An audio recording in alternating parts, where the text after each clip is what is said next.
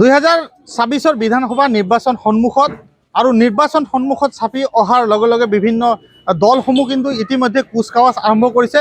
ৰাইজৰ মাজতো কিছু কুচকাৱাজ আৰম্ভ হৈ গৈছে। সেই কথা জানিবলৈ আমি আজি আহি উপস্থিত হৈছোঁ ধুবুৰী বিধানসভা সমষ্টিৰ অন্তৰ্গত হাওৰাৰ পাৰ বজাৰত। আৰু হাওৰাৰ পাৰ বজাৰত যিসকল লোক বজাৰ কৰিবলৈ আহিছে তেওঁলোকৰ পৰা কিছু ভাষ্য গ্ৰহণ কৰিবলৈ যত্ন কৰিম। সামগ্ৰিক পৰিৱেশ দেখুৱাইছোঁ মই।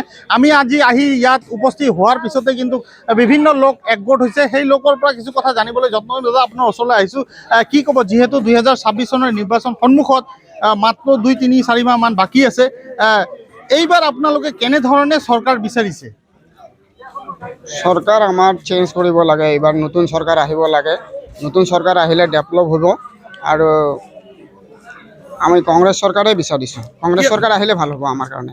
এই চৰকাৰখনতো বিভিন্ন আঁচনি দিছে, বিভিন্ন উন্নয়নমূলক কাম কৰিছে, আপোনালোকে সন্তুষ্ট নহয় নেকি? নহয়, আমি সন্তুষ্ট নহয়। আমি চেঞ্জ লাগে। কিয় কাৰণ? কাৰণ এইটো যে আমাক যিহেতু ঘৰ বাৰী ভাঙি উচ্ছেদ কৰি দিয়ে, সেইকাৰণে আমি কৈছোঁ যে চৰকাৰখন চেঞ্জ লাগে। মোৰ কংগ্ৰেছ চৰকাৰটো ঘৰ বাৰী উচ্ছেদ কৰা নাই। বিজেপি চৰকাৰ কিয় ঘৰ বাৰী উচ্ছেদ কৰে? এইটো কংগ্ৰেছ চৰকাৰ চেঞ্জ লাগে আমাক। কংগ্ৰেছ চৰকাৰে লাগে। যিবোৰ আঁচনি আছে সেইবোৰ আঁচনি আপোনালোকে পাইছেনে? নাই, পোৱা নাই। কোনো আঁচনি পোৱা নাই। ৰেচন কাৰ্ড পাইছেনে? খালি এটা ৰেচন কাৰ্ড আছে আৰু বাকী একো নাই। অৰুণোদয় পোৱা নাই? অৰুণোদয় পোৱা নাই। লাখপতি বাইদেউ পোৱা নাই। একোৱেই নাপায়? একো নাই, খালি এটা ৰেচন কাৰ্ডে আছে। ঠিক আছে, ধন্যবাদ জনাইছোঁ আপোনাক। আৰু কিছু লোক ইয়াতে দোকানীসমূহ আছে, তেখেতৰ পৰাও কিছু কথা জানিবলৈ যত্ন কৰি মাছ বিক্ৰী কৰি আছে, তেওঁক দেখা পাইছোঁ। দাদা, আপোনাৰ ওচৰলৈ আহিছোঁ, কি ক'ব? যিহেতু 2026 চনৰ নিৰ্বাচন সন্মুখত কেনেধৰণৰ চৰকাৰ বিচাৰে আপোনালোকে? আসসালামু আলাইকুম। হ্যাঁ, আমার অসুবিধা এখন নাই, কিন্তু আমার একটা কবার সময় আসছে, আমার কবার লাগায়।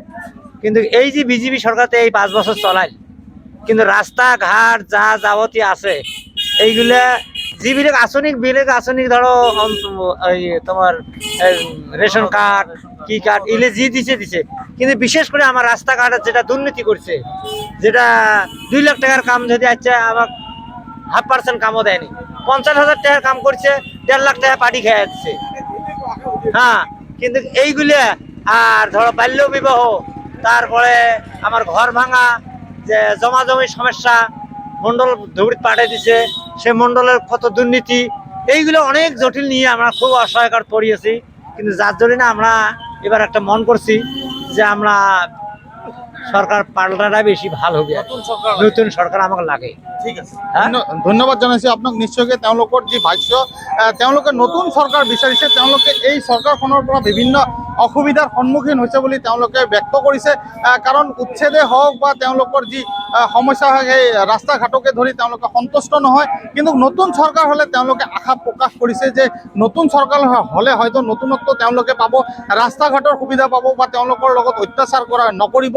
সেইকাৰণে তেওঁলোকে নতুন চৰকাৰৰ আশা প্ৰকাশ কৰিছে।